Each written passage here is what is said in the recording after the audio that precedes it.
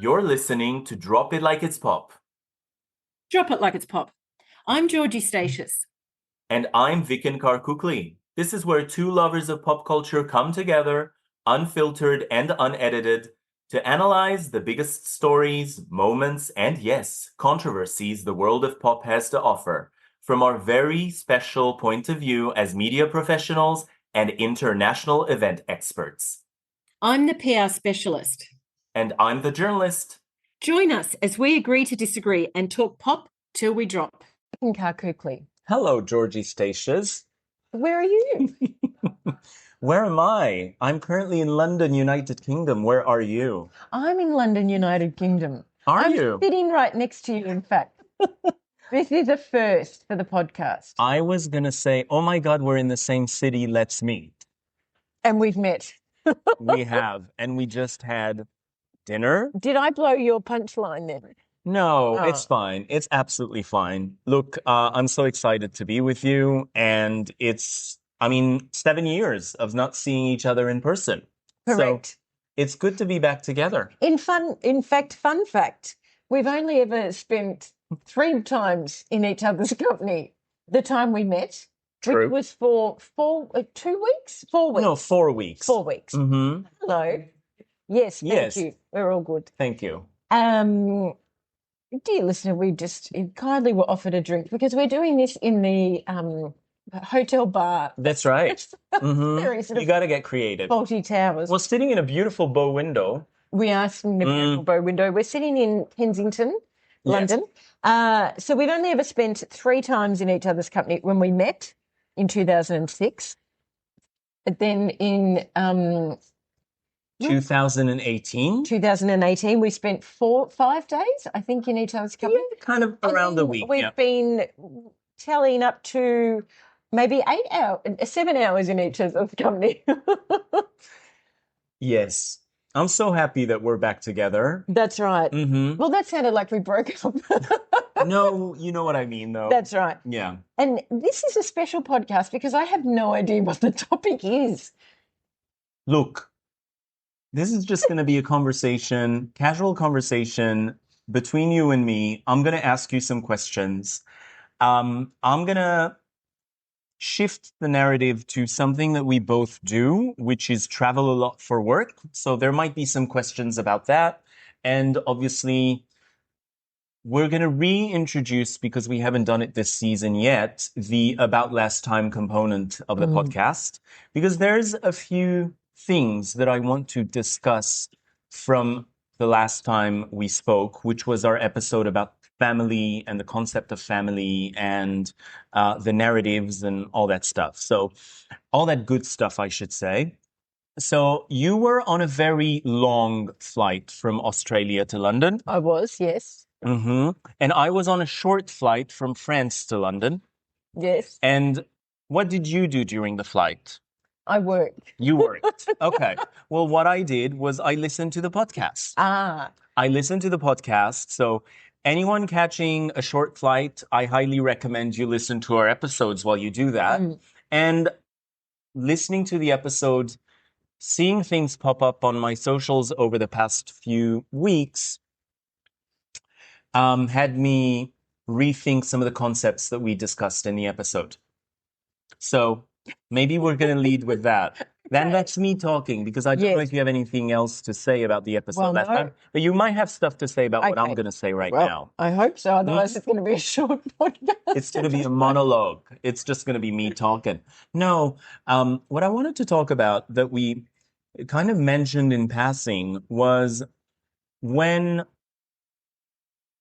families, when the concept of family as a narrative in itself, with real people selling their own lives as a narrative on social media, emerged, I don't think the world was ready to see the way in which families were interacting. And I remember having this very vivid sense of, why are they showing us so much? Why are they disclosing so much?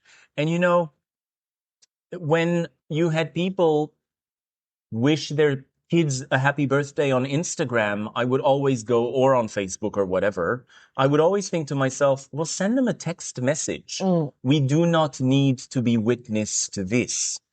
So from the biggest kind of family to, the biggest known family, the ones that are in the public eye and whose lives we follow on reality television, to now the families that we know, people have changed the way they communicate with each other. And if you don't send a message on socials to your children, people are going to think you don't love them. Yes. For their birthdays and stuff. Is that something that... Yes, but I think that relates to people who are very vocal on social media. Because I think people, like Matt Damon. Yes. Is notoriously, he doesn't say he's a recluse. He says, I'm just not interested enough that the paparazzi... He's private. Correct. But he doesn't deliberately try and be private. He just says, I'm boring, they don't come after me. But I don't think he has much of a social media presence, I'm not sure. Mark Ruffalo, let's say. Yeah. We don't go, Mark Ruffalo didn't wish his daughter a happy birthday. But if it is someone, and if we look at the Beckhams as an example, where they are so public on social media, and there's lots of gushing and affirmations and, celebrations between them all. So when you have someone like Brooklyn then not wish his dad a happy birthday, it is out of step with the brand they've built. Because they've created the expectation. That's right. So I think that's where that comes from. Whereas if it was someone that barely posts on social media or is quite, posts on social media but doesn't mention their kids or then we don't pay any attention and go, they didn't wish their person a happy birthday. Yes. So I think that's more that it's out of step, that they are happy to gush and make, all these personal statements in one sense. Right. But then when they don't do it, I think that's when it becomes noticeable. I mean, it has to do, and that brings back a memory of Shannon Doherty's diagnosis and Holly Marie Combs, and we've mentioned this in the podcast before, being asked why she hadn't reacted publicly to the news. And she said, I don't communicate with people I've known for 25 years on social media directly. And she said, you can, but I don't. Yes. I think, I don't know her social media, but I think it would be odd if, say, someone like Sarah Michelle Gellar, who is very public in her profile with her husband. Yes. She didn't wish him a happy birthday. I think it would be weird. Of course she's wishing him a happy birthday in private, but I think when you put your family out there, then that's got to be an extension. I have to bring this up because it's a very funny anecdote of the singer Louise Redknapp, who's a very famous singer in the United Kingdom and also in Europe. She's got a brand new album out. It's really good. Go listen. It'll be on the playlist for this episode. Was she married to a soccer player? She was. Yes. Jamie Redknapp. That is correct. So love Louise. And the other day she was talking about, so the title of her latest album is Confessions. So they were like, Louise, do you have Louise, do you have a confession for us? And she said, so she told this story about how her kids, who are both teenagers, she has 2 sons, don't want to be featured on her socials. Yes. At all. But at the same time, her comms team is pushing because they're the posts that get a lot of traction. Yes. On top of the good stuff that Louise is already putting out there in the world. And she confessed to blocking her kids on socials so that she could post the picture of them, and which they wouldn't see. Yes. And then, so it's really, that made me laugh because it's a funny story in itself that you would block your kids to do that. But at the same time, it raises the question of when do you go too far? When don't you? How do you feel, though, about a comms team pressuring any kind of public persona to publish more personal content? I'm talking about the case of Louise here. Well, I guess... As the comms specialist that you are. Well, I was going to put shoes, put myself in Louise's shoes. I mean, it's around who she wants to sell albums, I would imagine. Yep. Her comms team is there to help her sell albums. So they're going to give her the advice of how to sell albums. Yeah. And it's how much she briefs the team in of what her boundaries are and her non-negotiables. And you know, it's a conversation. It's a conversation, and that might mean she sells less albums if she's going to keep some of that to herself. So on the comms side, it would be more of the end justifies the means kind of thing. Depending on what it is that you're trying to get. But it's interesting to bring up the end justifies the means versus the boundaries that an artist is willing to set for themselves. But I think you can set the boundaries within that. Ends justifies the means. Have I said that round the wrong way? No, that was right. That was right. It's very disconcerting to be looking into your eyes as we actually say this. But we're sort of sitting weirdly because maybe I should move over here because we're trying to look into the camera. It's all good. It's all good. And we are in the hotel bar, so there's people walking in and out. That's right. Because I think comms teams can get a really hard rap sometimes that they're pushy and that they're trying to get certain down. But they've been employed to do a job. Right. So it would be remiss of them not to tell her what to do to get the most likes. What I would be questioning is, and I mean, I don't know her stats, so I'm not saying right or wrong, but it's one thing to get likes and high engagement, but it's actually about diving deeper into the data. And is that making record sales? Right. So I think there's that balance too, which I'm sure her comms team would know all the stats and all the strategies and things. And to be honest, but at the end of the day, well, I was going to say, see, this would depend on the artist, because I was going to say at the end of the day, it comes back to Louise, but it doesn't come back to Louise. It comes to the record. It comes back to the record label that own, for want of a better term, her contract. And they are going to want to make money because they've invested money in her if she's not self-publishing. Right. And they bring in the comms team. So some artists will have the license and the power to push back, others won't. This is fascinating. But at the same time, I don't think that Louise said anything about that being specifically attached to the promotional campaign of the album. I don't know if she was just saying that out of the context of the release of the album, but it all ties in together. Exactly, you can't dissociate because you're one not from going the to do other. it when an album comes out. That's right. You're going to do it to build up that engagement constantly, and we know that that's what our good friend Taylor Swift is good at, is keeping her fans engaged between albums. She keeps that dialogue going. That's right. Yes. I mean, on her own terms. On her own terms. And she has the power to do that. But I think she has done that on her own terms even when she hasn't necessarily had that license and power. She's always been very strong around her boundaries. Yes, true. That's a very good, interesting insight. Thank you for that. Another thing that I was thinking about as I was listening to the episode on the plane was the concept of the mother. Because we've spoken about it in the episode, and what was most interesting for me is that on my socials in the past few days, a bunch of items popped up, and one of them was Tracy Ellis Ross, Diana Ross's daughter, one of Diana Ross's children, who was talking about the fact that she always felt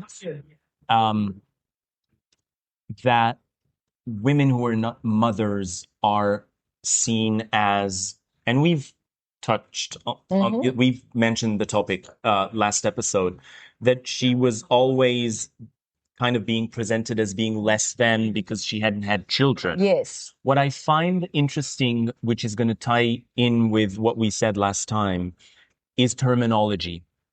Because she was, and the word mother has taken on such a wider meaning in the past years in the public forum and in popular culture, because specifically when an artist, for example, is running the show, a female artist is doing a great job at running the show, the fandom will call them mother. Yes. Yes. So they'll say, Lady Gaga was mothering tonight, meaning that she was, she was nailing it, Yes.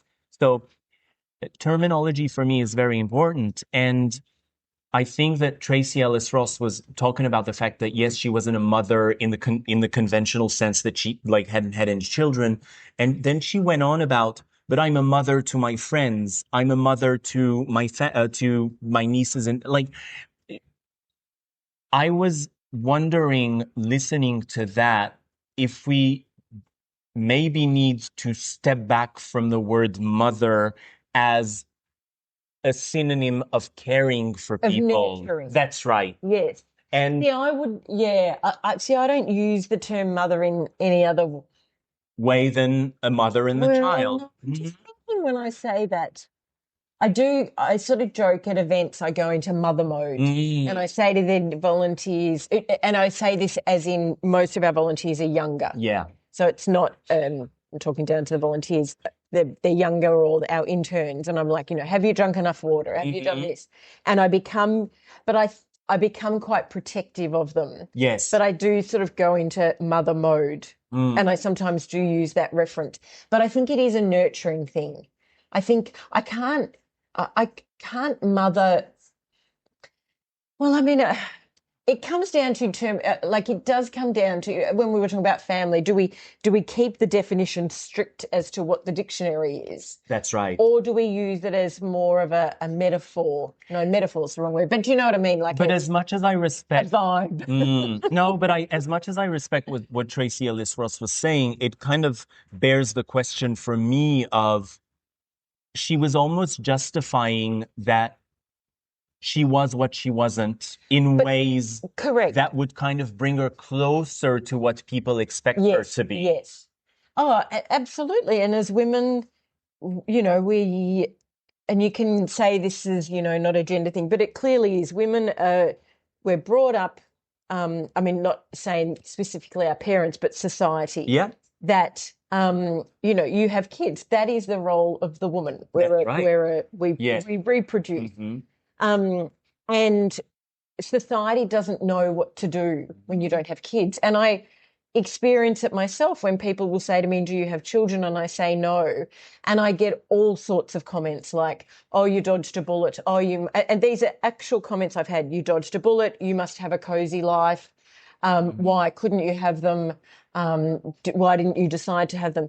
People just don't know how to deal with a woman who doesn't have kids. They're uncomfortable with that. And I just don't know why a comment needs to be made. Just say, so I absolutely get where she's coming from. Yes. And you'll find a lot of women say, oh, but I have fur babies. I have got my dogs or my cats, because there is this pressure put on us. Yeah. And it's put on by other women. It's put on by men.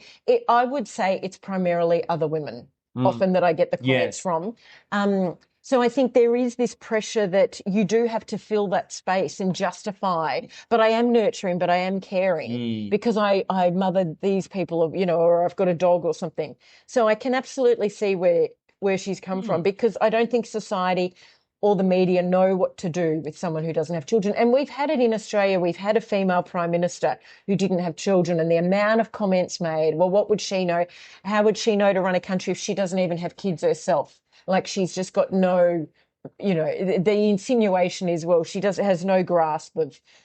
So it was okay that she was in politics. It was okay that she was deputy leader. But not. There was never any questions. But as soon as she became leader, well, how could she possibly govern if she doesn't have children? Because that's an easy target. Correct. Yes. Yeah.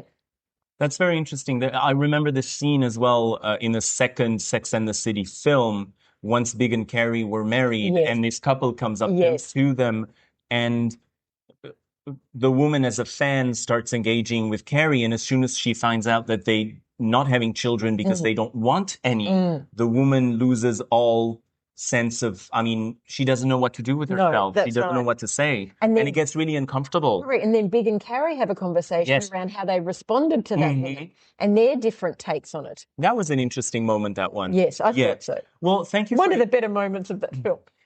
Thank you for your insights on that, because I really wanted to bring it up because I feel that we kind of talked about it last time, but I wanted to go deep into what Tracy Ellis Ross said, because that was a good example of women pushed into a corner where I feel they still need to justify that although they're not a mother in the conventional sense of the word, they are somehow still. Yes. Yeah, absolutely. mothering in some way. And it was also I mean, and sometimes, it brings up fun stuff like Maya Rudolph's monologue in the latest SNL episode that she hosted was about her being a mother in all the different meanings of being a mother. Yes.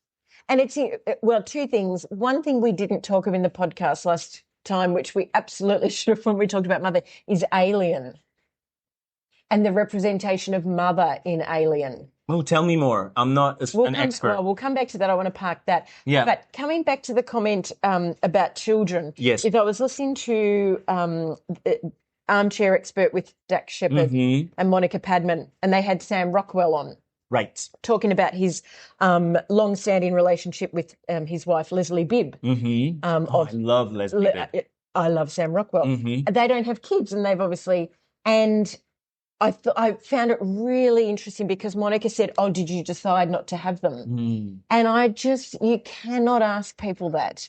And I think we don't know, did they go through fertility? It's not our business. They don't have kids. End of story.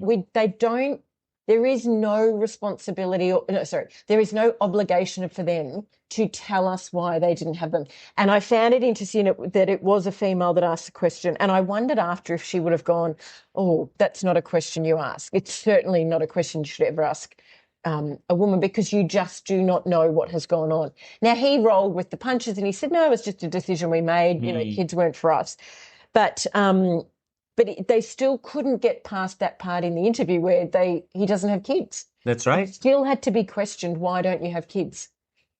I think it comes with the experience of encountering a wide group of people in your circle where some have them, some don't want them. And it's also... that's the kind of things when you have a long-standing relationship with someone and a long-standing friendship. Yes. And it's obviously not something that you ask out of the gate. No, correct. So just coming back to Alien, yes, in Alien, mother refers to the, it's MUTHUR 6000. So, of course, it sounds like mother, which is the powerful artificial intelligence mainframe that controls the spaceship. So I remember studying this at university around that representation of mother in Alien. Yeah. That's interesting. Yes. Look, you're not a fan of Alien. I've never seen the film. No, not that I'm not a fan. I mean, it's a classic. But I guess I wasn't exposed to it when the window was there and never went back to revisit the whole thing. Fair enough. So there it is. I'm happy that you brought up Dax Shepard because I was watching another roundtable where Kristen Bell was featured, and she was talking about, they talk about each other, they reference each other a lot. Yes. Those two. When is that too much? I don't think it's ever too much. I think as a consumer, we choose to dip in and out as much, but I think people can tell us as much as possible. Yeah. How is it any different to the Sonny and Cher show? I don't think it is. No, I'm just wondering. I don't think it can ever be too much. I think it can be inauthentic. And I think there's a couple that we've spoken about very recently that talk about each other a lot. And I think what we find challenging with that is we don't feel there's an authenticity there. We feel it's for show.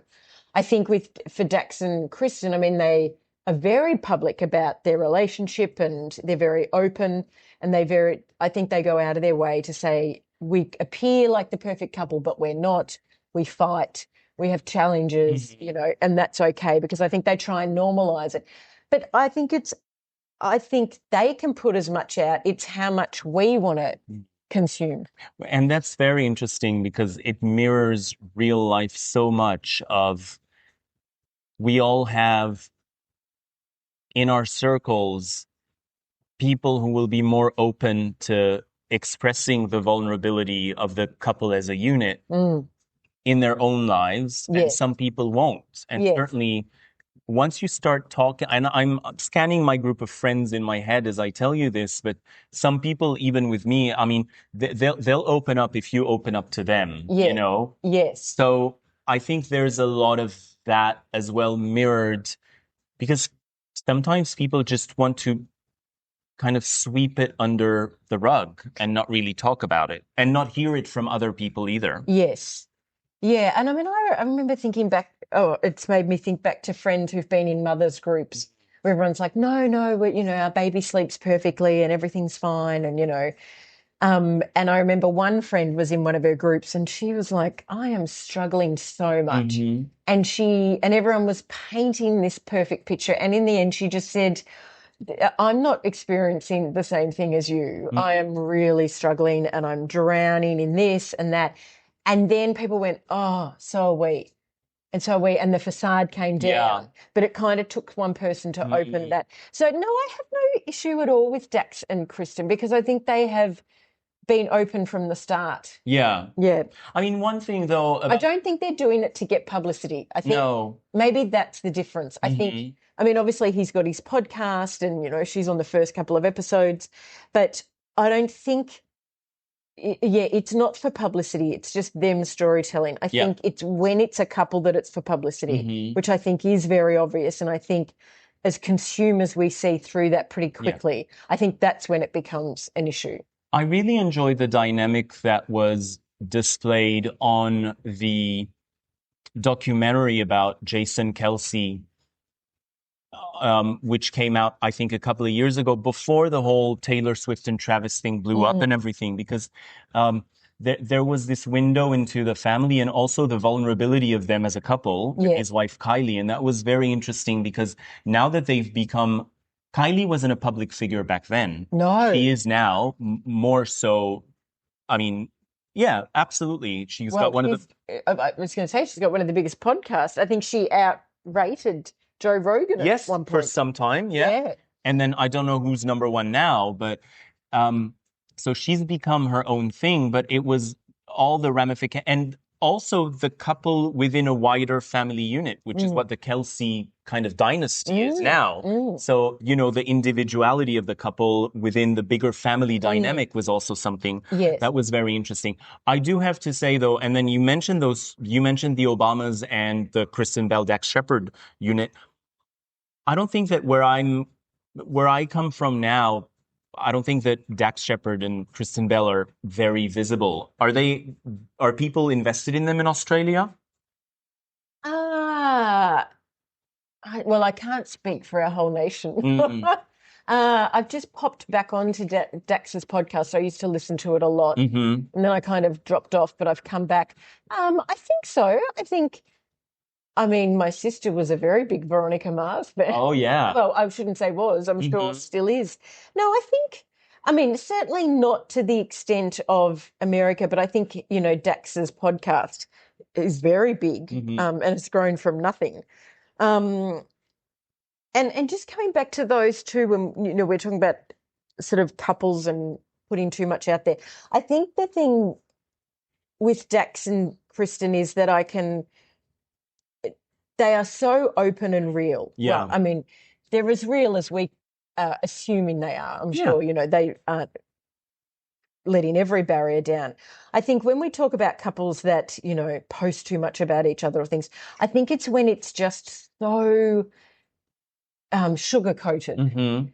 And it's, the love of my life, but behind the scenes they've been fighting or whatever. Whereas I think Dax and Kristen I don't think they are definitely very open. Right. And I remember I can't remember if I talked about this in the last episode, around one of the first episodes of his podcast, he had Kristen on and he didn't, he was, like he says, he was in two minds about releasing that episode because they'd had a big fight.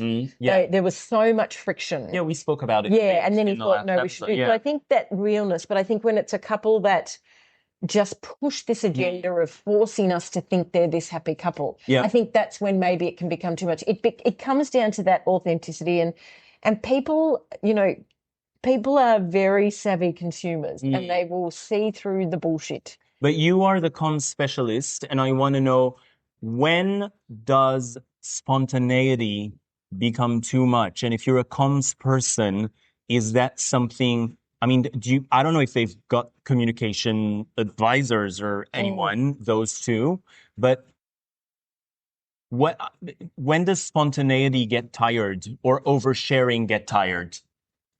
That's a good question. Well, I'm thinking, sorry for the No, dead air of course. space.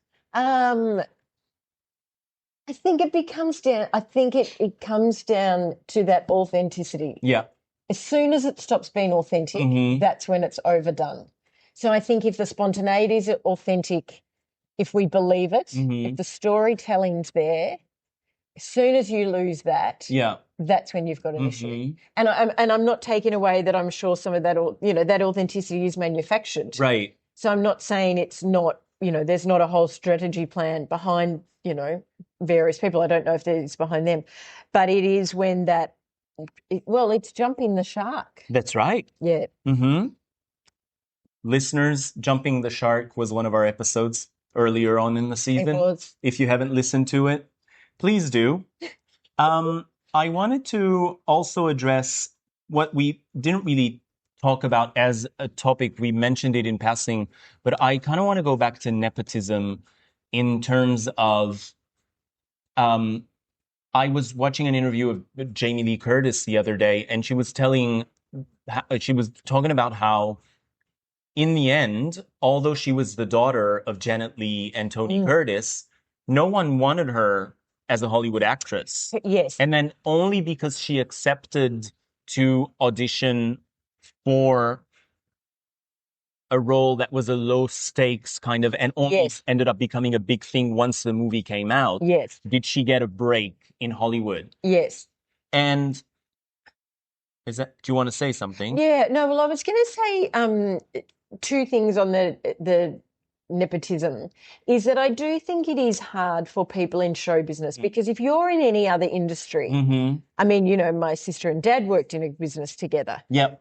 My sister and I work in my business together. Yes. There's many father-daughter, father-son, mother-daughter, mother-son, siblings, aunt and uncle, niece, nephew, whatever it is, family businesses. Yes. And we don't, you might say, we don't question those. Well, you might say, he got the job because his dad's the boss or, his mum's the boss, whatever it is. But we don't really hard sorry, just had a notification pop up. We'll see if this keeps recording. I think there is, it is harder for show business than it is in other industry. I look at all the models, for example, the Kayas and I see like even on, we were talking about the Real Housewives over dinner. If you think about Garcelle's son on the Beverly Hills one or Ayan's son on Dubai, I think it's also because there's the contacts and the network and the opportunity. And Garcelle knows who to turn to if she wants her son to become a model. And she has the right contacts that might see potential in the child. Well, it would be no different if your parent was a builder and you wanted to get in to do an apprenticeship. They'd have the contacts, that you'd hook you up with. Yeah. But I think there is a whole series of Nepo babies that do go under the radar. So I think there's ones that choose to be like your Kayas with Cindy Crawford. Yes. They choose to constantly be associated with their parents. Correct. But if I think of the White Lotus as an example, we had, oh my God, and I've just had a blank, Schwarzenegger. Yep, Patrick Schwarzenegger, but also his brother in the show is, and if I'm not mistaken, and I'll fact check myself while I say this, is Emily Mortimer's son. So and then if I think back to that great series with Nicole Kidman and Liev Schreiber, was it the Best Something? Oh yeah, set in the Hamptons last year. Bono's daughter was the lead. True, but they go under the radar. I mean, Riley Keough. Elvis's granddaughter. Yeah. I mean, obviously she does talk a lot, but she's got her own name. I don't actually look at her as a Nepo baby. No. So I think there's ones that choose to be associated with their families and ones that are just trying to break in. But they all talk about it is really hard when you have a famous surname. Yes. And that you're judged, or you're this or you're that, or they don't want you for, you bring too much baggage with the role maybe because of your name. And I think I think it is really hard. And I think it has to do with your threshold as well of taking in, for example, I see a lot of pictures of Madonna's family on Instagram, and I love those photos. I think she shows a very wholesome kind of, there's something very aspirational, but at the same time, very low key about her family life.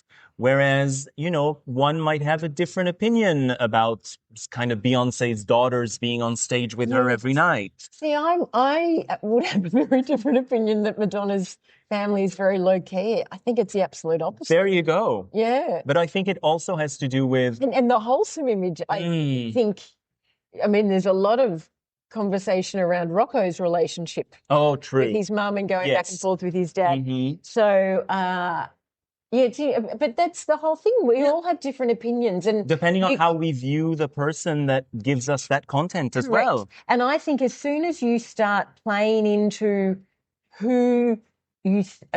I think once your strategy in comms is too much about people pleasing and not just staying true to yourself, which I know is such a wanky term, then I think that's when you've got the issue. I think you lose yourself in that because you cannot be everything to everyone. Yeah. You've just got to remember why you became popular in the first place. That's right. And if you move away from that, we talked about that with Katy Perry when you said, what would your strategy be?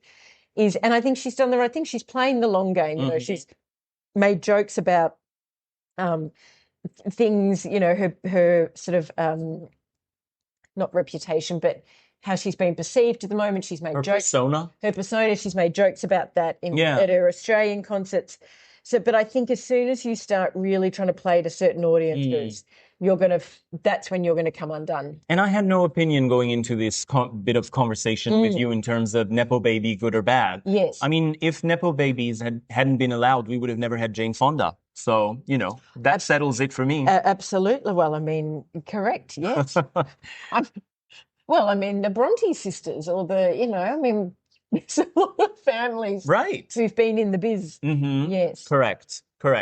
I wanted to mention a couple more things. Yes, because we've got just a few minutes to go, and I'm conscious of time. We're going to keep this one short and sweet. And I'd like to bring something up too. Okay. So one last thing that I wanted to say, when we spoke about the Billboard Women of the Year Awards and one being Mother of the Year that went to Beyonce's mom, I always feel that these awards shows for publicity, and you can tell me this because you've done a lot of award ceremonies and things like that, but on a lesser scale. No, but it's not so much the award that you have and who it is going to, but sometimes it works the other way around of let's create an award for that person. Oh, I see. You know what I mean? I can honestly say I have never worked on an awards show where it has been manipulated in that way. The ones I've worked on have always been full of integrity and they're very set categories. There's no rule. Billboard has editorial license to give awards to whomever they please. But you lose the integrity. Yeah, that's right. Because we're questioning it on this podcast. Correct, exactly. Right? Yes. That's right. Well, thank you for tagging along for that. Thank you so much. This feels great to actually have been able to revisit our previous episode. I want to mention one more thing. This whole episode has just been revisited. That's all. And these things are all things that we've been talking about. Yes. I want to bring up one thing. Well, this is a bonus episode, really, isn't it? It's kind of like the Christmas special. Bonus for us. We won't call it an episode number. I think we'll call it it's like the Christmas episode. Right. The Christmas in June episode. Oh, I love a Christmas in July.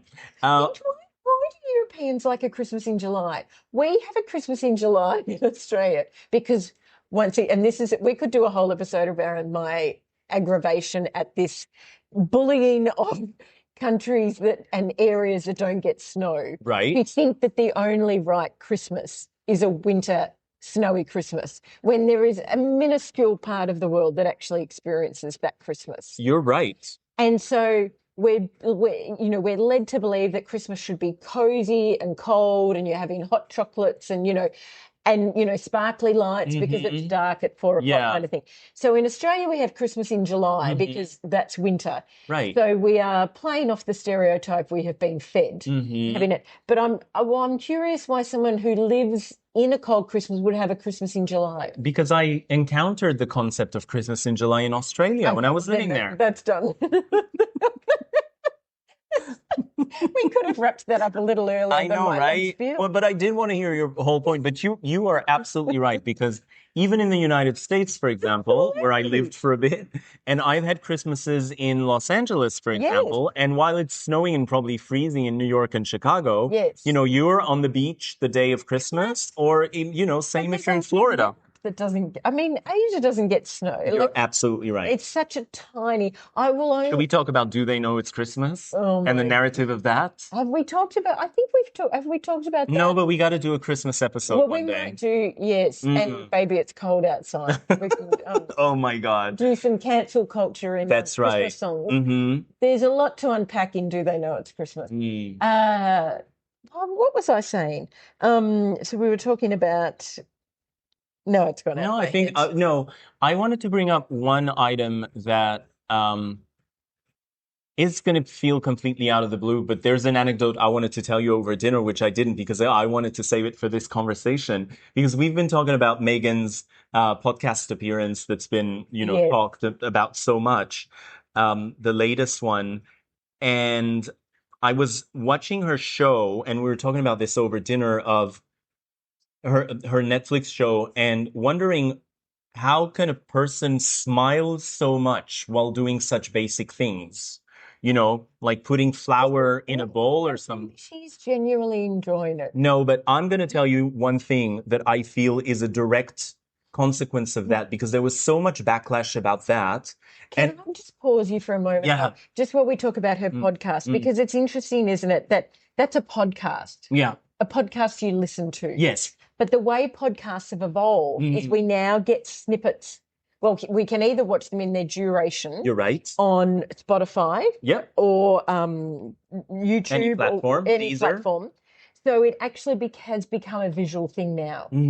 So if her podcast had been done in the old sense of a podcast where it's just the audio, we would not have seen the facial expression. No, but that keep being talked about now. But what I'm talking about as well is her facial expressions in her television, in her Netflix show. But I just wanted to I just wanted to put a pin in that podcast thing, because podcasts have evolved now. And so that is actually changing the dynamic and the reception of podcasts. But coming back to her show, I think the smiling thing, I don't have an issue with her smiling. I think some people have taken the memo, because I follow this account on Instagram called Plant You. It's a vegan food recipes account, and I love this account. Very easy recipes and all, it all looks beautiful, very aspirational.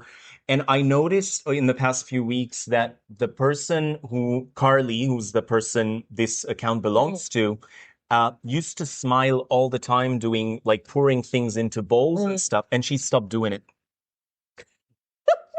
I am not joking. Carly, if you're listening, I need to know why you stopped smiling the way you did in these videos. So she looks focused and just doing her thing, but there's less of an over kind of reaction to the little things that are being done. And I don't mean to be snarky in any way. It's just something, this is what we do on the podcast. We witness things and talk about them.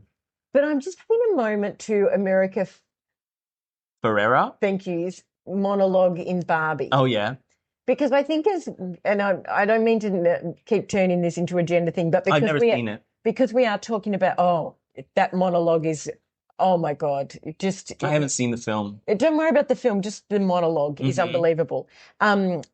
Because it's, you're too rich, you're too poor, you've got to, we can never fit the right role. And I don't mean to constantly turn things into a gender thing, but coming to it with a female lens is, as women, we're told to smile.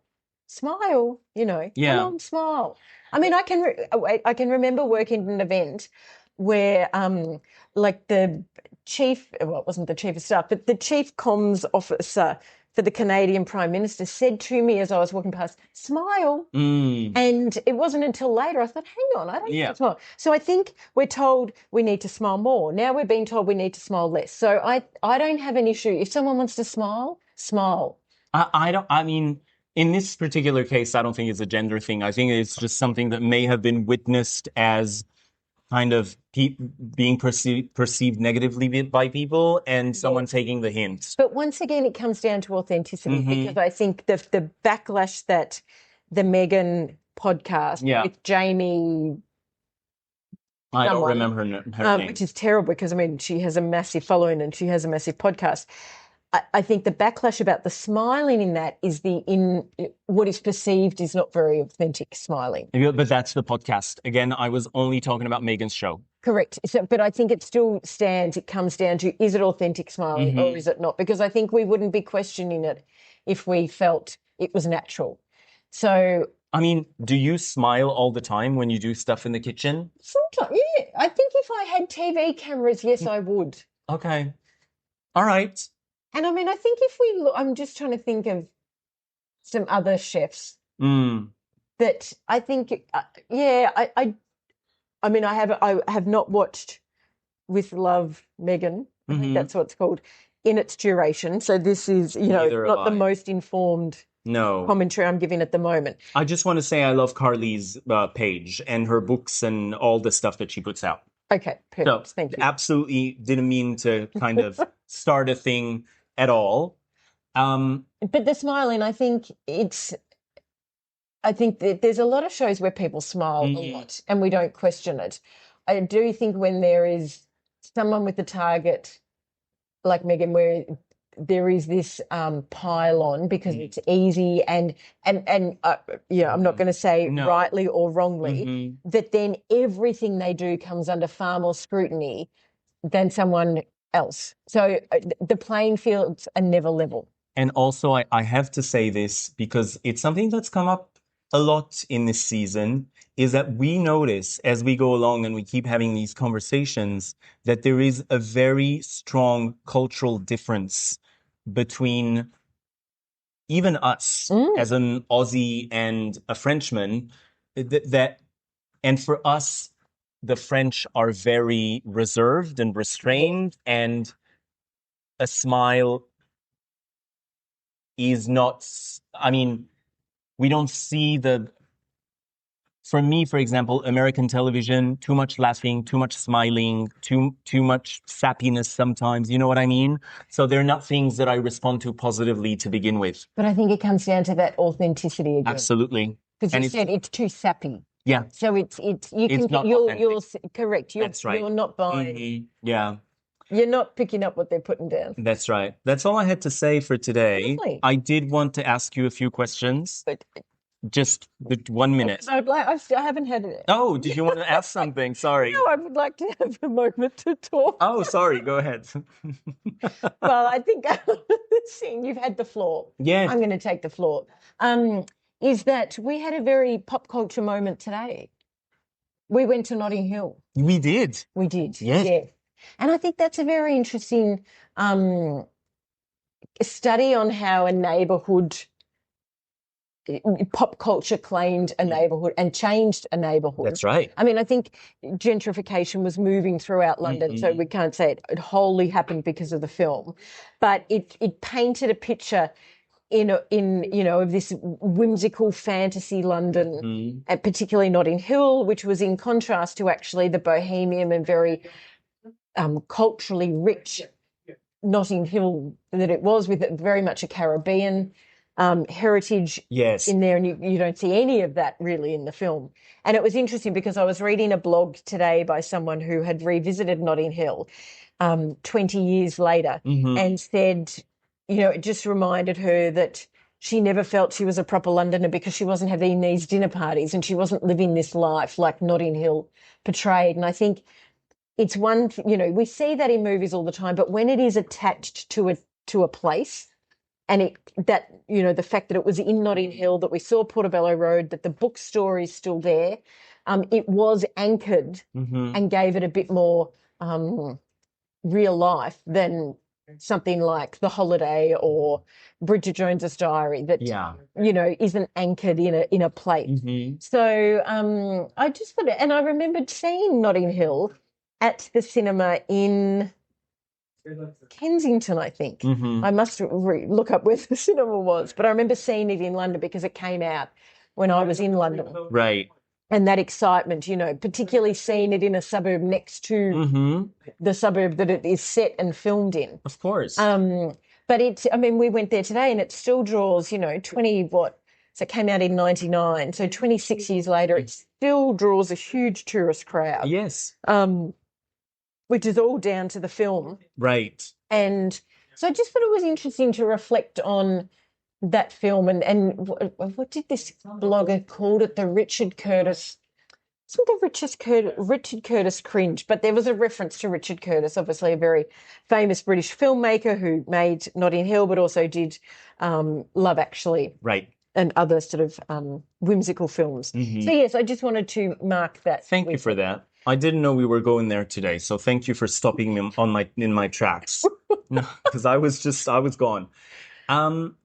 We have 1 minute left. No, and I like the idea of what you said because I get so frustrated when I see representations of Dubai in popular culture that are so far off from my experience of living in Dubai. Yes. So I just want to, every chance I get, I want to contradict and go, no, you don't know the real Dubai. So, but I think we all experience it. I mean, you'd experience it as a French person, seeing Australia represented in pop culture. When The Simpsons came to Australia. That's right. When Modern Family came to Australia, Australia's always painted as this sort of crocodile Dundee. I know. But it is also the image that we put out, So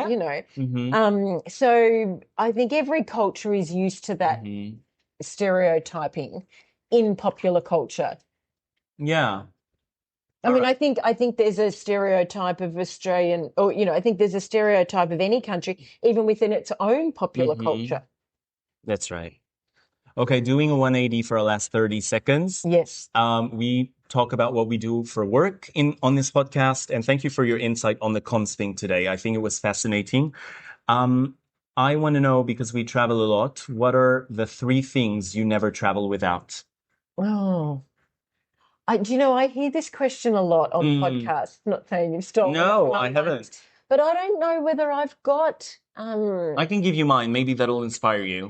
No. I just don't think I'm someone that has rigid things that I have to travel with. I have a box of things. No. I mean, I always, look, I am a member, I'm the founder actually of the Proud Heavy Packers Association. I am never going to be one of those people like Gary Janetti that goes on and on about, just having your carry on. I am not going to be that person. I take a lot of clothes, I take a very heavy suitcase, and I make no apologies for it. And not my rationale, but my rule is, if I have to lift it. I'm not expecting anyone else to lift my suitcase. Yeah. I'm not expecting my partner to carry it or lift it. If I've packed it heavy, that's fine. So that's probably that. I don't think I have 3 things that I have to travel with. Okay. Thank you for that. I take a fruit knife with me because you always get fruit platters in hotels, but never the right knife with them. There we go. There you go. Yeah. I mean, I do have a PowerPoint that I bought 26 years ago in the UK, and it adapts anything to anything. And I would be lost. I think they're illegal now. I have one of those. Yeah, I don't think you can't find them anywhere. I bought it. Well, if you need one, I've got one. And I'm always stressed if I ever lose it because it is such a good one. Fair enough. But I think we might wrap up now. That's right. Well, thank you. It was lovely seeing you. Lovely seeing you. And until next time. Bye. This has been Drop It Like It's Pop. Be sure to follow us on our Instagram page @DropLikeIt'sPop to have access to our latest episodes and playlists. Until next time.